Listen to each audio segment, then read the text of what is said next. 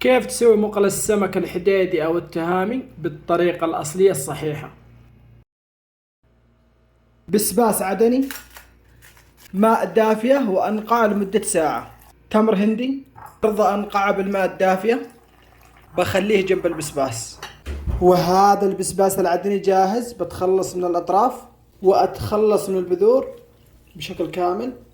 خلاط، أضيف البسباس، قليل من ماء النقع، 4 فصوص ثوم، حبتين طماطم، أغطي عليه وأخلطه خلط ناعم، وهذا هو جاهز. وهذا التمر الهندي بتخلص من الماء، أخلي حاجة بسيطة فقط، نتخلص من الحبوب تماما، وهذا هو جاهز. علشان تكون الوصفة على الأصول بستخدم الفحم أو الجمر، ممكن نسويه فوق الفرن أو فوق الغاز عادي جدا.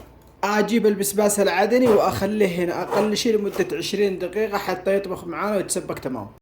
وبطل وصفة اليوم اللي هو المقلى والحرضة، بخليه يسخن تمام على بال ما يجهز البسباس العدني. بعد ما تأكدت انه سخن تمام بنزل شوية زيت، بصل مفروم ناعم، تقليبة سريعة، فلفل بارد. اهم شيء في الوصفة هذه انها تنطبخ على نار هادئة سواء كانت فوق الفحم او فوق الغاز. والان بضيف السمك، طبعا استخدمت سمك الكنعد. السمك نضيف على حجم الحرضة او المقلى اللي عندنا، ممكن نسويه بالقطع هذه وممكن نسويه قطع صغيرة اللي يناسبكم. نخليه دقيقتين على كل جهة.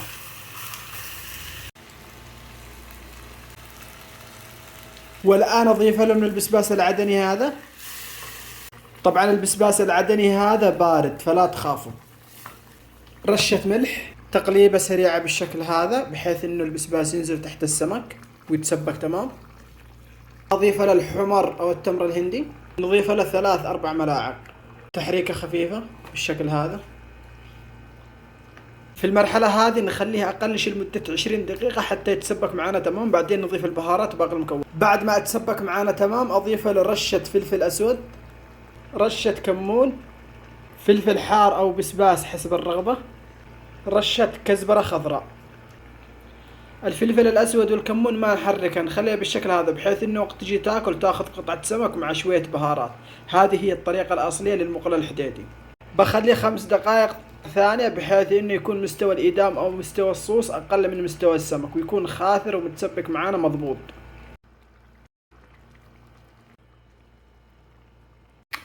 جربوا الوصفة وعليكم بالعافية، ولا تنسوا مشاركة الفيديو والاشتراك في القناة، والقاكم في وصفة جديدة وفي امان الله.